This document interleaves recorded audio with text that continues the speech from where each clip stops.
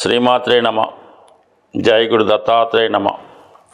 ఈ వీడియోలో మనం సింహరాశి వారికి యోగించే దశలు ఏమిటి అంటే, ఏ గ్రహ దశలో సింహరాశి వారికి లేదా లగ్నం వారికి ఆ దశ యోగిస్తుంది అంటే మంచి ఫలితాన్ని ఇస్తుంది, అభివృద్ధిని ఇస్తుంది, సక్సెస్ని ఇస్తుంది అన్న విషయాన్ని ఈ వీడియోలో మనం పరిశీలిద్దాం.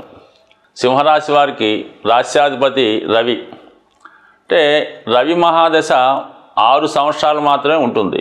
ఎవరికన్నా లగ్నాధిపతి దశ జీవితంలో చాలా ఉన్నత స్థాయికి తీసుకెళ్తుంది, నిలబెడుతుంది, స్థిరపరిచే విధంగా చేస్తుంది. అయితే మరి వీళ్ళకి కేవలం రవి 6 సంవత్సరాలు ఇవ్వటం వల్ల వీరి జీవితంలో రవి దశ ఎప్పుడైతే వస్తుందో వాళ్ళు పుట్టిన నక్షత్రాన్ని బట్టి ఆ సమయంలో ఏ స్థాయిలో ఉన్నా సరే చాలా ఉన్నత స్థాయికి తీసుకెళ్ళడం జరుగుతూ ఉంటుంది.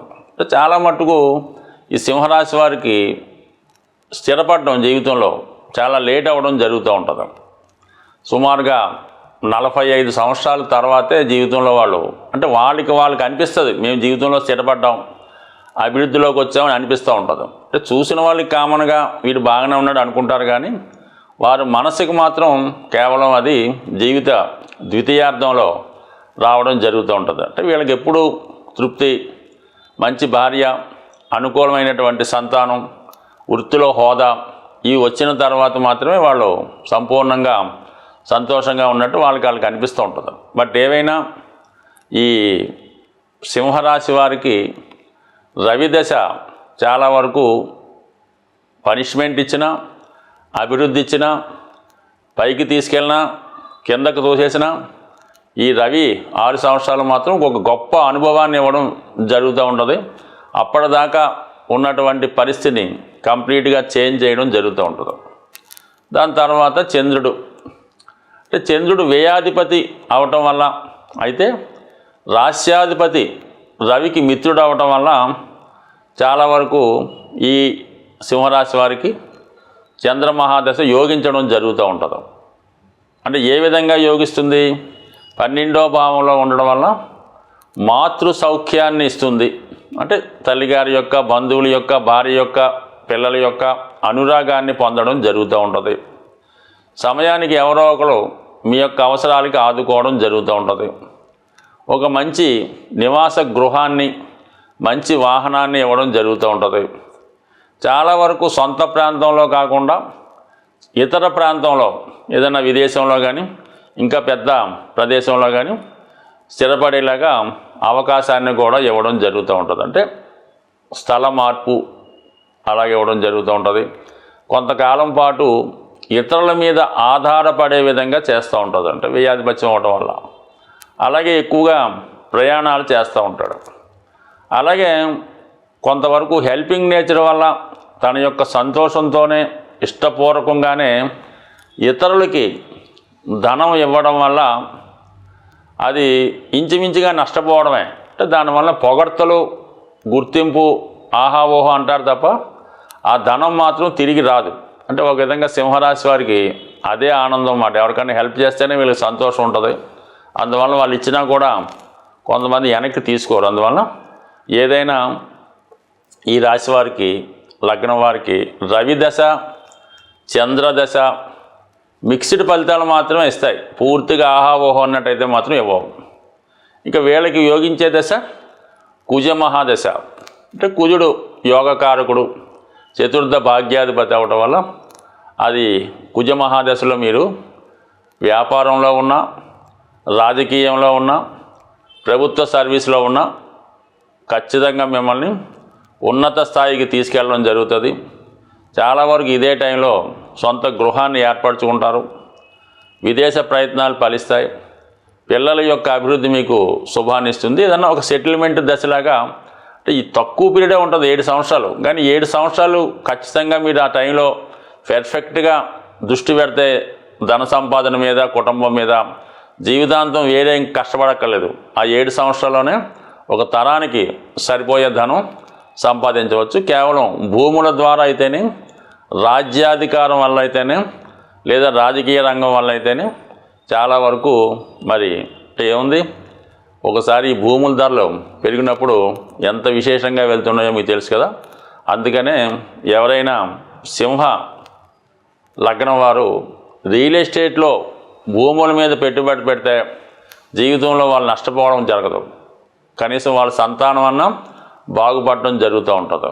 అలాగే ఈ రాశివారు భూమి అమ్ముకుంటే మాత్రం చాలా నష్టపోతారు అన్నమాట. అంటే తర్వాత చాలా బాధపడుతుంటారు జీవితాంతం. అదే మీకు పదే గుర్తొస్తుంటుందా, రోడ్డు పక్కన పొలం 7 ఎకరాలు అమ్మేశాం, 4 ఎకరాలు అమ్మేశాం, 10 ఎకరాలు అమ్మేశాం, మా నాన్న అమ్మేశాడు అంటే. సింహరాశి వారు భూమిని పోగొట్టుకుంటే మాత్రం చాలా ఇబ్బంది పడతారు. కాబట్టి ఎప్పుడైనా సరే వాళ్ళు మాత్రం భూమిని అయితే అమ్మకూడదు.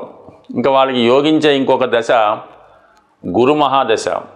గురువు కూడా వీళ్ళకి ఎలా ఉందంటే మరి పంచమ అష్టమాధిపతిగా ఉంటాడు.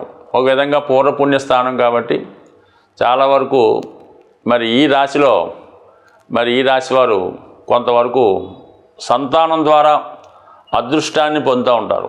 అంటే పిల్లలు ఏదో విదేశంలోనో ఇంకా గొప్ప ఉద్యోగంలో చేరడం వల్ల చాలా వరకు మీకు సంతానం ద్వారా కలిసి వస్తుంది. అలాగే పూర్వపుణ్యంలో మీరు చేసిన ఫలితం ద్వారా, అంటే మీకు పూర్వపుణ్యం బట్టే మీ యొక్క సంతానం కలుగుతూ ఉంటారు.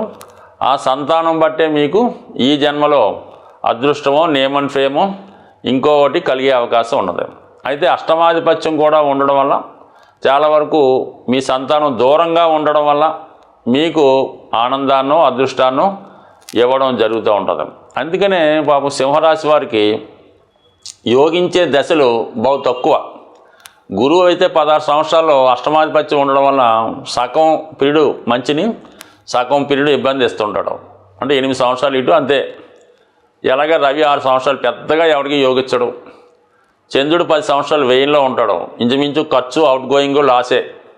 ఇంక ఉన్నదల్లా కుజుడు. అంటే కేవలం ఒక 7 సంవత్సరాలు మాత్రమే ఈ రాశి వారికి అదృష్టాన్ని ఇచ్చే దశగా భావించాలి. అందులో ఒక 8 సంవత్సరాలు, ఒక 15 సంవత్సరాలు సింహరాశి వారు ఏంటంటే గొప్ప వంశంలో పుట్టిన, ఉన్నత స్థాయి జమీందారీ వంశంలో పుట్టిన చాలా వరకు ఈ టైంలో వీళ్ళకి స్ట్రగుల్ ఫేస్ చేయడం జరుగుతూ ఉంటుంది. అంటే అదృష్టం ఏంటంటే సింహరాశి వారికి గొప్పవారి ఇంట్లో, అంటే ప్రస్తుతం అనుకుందాం తల్లిదండ్రులు 2 ఉద్యోగాలు చేస్తుంటారు, సొంత ఇల్లు ఉంది, అన్నీ ఉంది. అటువంటి కుటుంబంలో ఈ సింహలగ్నం వాడు పుట్టాడరా అంటే వాడి జీవితంలో ఆ పెద్దలు సంపాదించింది అనిపిస్తాడు తప్ప జీవితంలో ఏమాత్రం కష్టపడ్డం, సంపాదించడానికి ఇష్టపడ్డం. అదే చాలా బీద కుటుంబంలో, ఇంచుమించుగా పూట గడవడానికి కూడా ఇబ్బందిగా ఉన్న కుటుంబంలో, తల్లిదండ్రులు చదువు కూడా సరిగ్గా చెప్పించలేని కుటుంబంలో సింహలగ్నం వాడు జన్మించాడరా అంటే ఖచ్చితంగా కుటుంబాన్ని వృద్ధిలోకి తీసుకొస్తాడు. ఆ తల్లిదండ్రులకి బాగా ఉన్నత స్థాయికి తీసుకెళ్తాడు. వ్యక్తిగతంగా వీడు బాగుపడతాడు. వీడి సంతానానికి కూడా లోటు లేకుండా ఒక తరానికి సరిపోయే ధనాన్ని కూడా సంపాదించడం జరుగుతూ ఉంటుంది. కేవలం ఈ సింహలగ్నం యొక్క ప్రత్యేకత అది. అంటే సింహం కూడా ఏం చేస్తుందంటే ఎప్పుడు పెద్దగా ఏమి వెళ్ళి వేటాడదు. తనకి ఎప్పుడూ ఆకలిస్తే అక్కడికి వెళ్ళి ఏదో వేటాడి మళ్ళీ పడుకోవడం జరుగుతూ ఉంటుంది. ఈ సింహలగ్నంలో జన్మించిన వాళ్ళు కూడా అంతే. వాళ్ళకి సరిపోయినంత వరకే వాళ్ళు సంపాదించుకుంటారు. ఆల్రెడీ సంపాదించుంటే కష్టపడకుండా దాన్ని ఎంజాయ్ చేయడం జరుగుతూ ఉంటుంది. అయితే ప్రజాసేవ చేస్తూ అటు రాజకీయ రంగంలోనూ ఇంకో రంగంలోనూ రాణిస్తూ ఉంటారు. అయితే మిగతా గ్రహాలు కూడా సహకరించాలి. కేవలం సింహలగ్నంలో పుట్టిన ప్రతివాడు రాజకీయ నాయకుడు కాలేడు.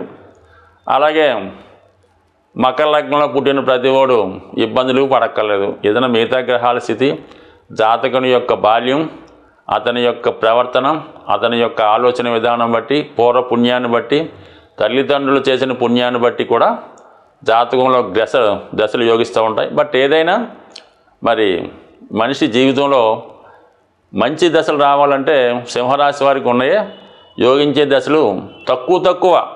అంటే ఇప్పుడు కొన్ని లగ్నాల వారికి ఏంటంటే దశలన్నీ చాలా లాంగ్ పీరియడ్ ఉంటాయి. బుధుడు 17 సంవత్సరాలు, శుక్రుడు 20 ఉంటాడు, శని 19 ఉంటాడు. వీళ్ళకేమో చంద్రుడు 10, రవి 6, కుజుడు 7 అంతే. గురువు ఒక్కడే 16, అందులో సగమే ఇస్తాడు. ఈ విధంగా అందుకనే వీళ్ళు టెక్నికల్గా ఎక్కువ పెద్దగా రాణించలేకపోతుంటారు. బట్ ఏదైనా ఈ రాశివారు కంప్లీట్గా ప్రతిరోజు సూర్య నమస్కారం చేసుకోవడం, ఆదివారం నియమంగా ఉండడం, ఆదిత్య హృదయం చదువుకోవడం, సూర్య భగవాన్ని ఆరాధించడం వల్ల జీవితంలో ఏ స్థాయిలో ఉన్నా సరే 10 మందికి ఉపయోగపడే విధంగా అభివృద్ధి చెందే అవకాశం ఉంటుంది. స్వస్తి.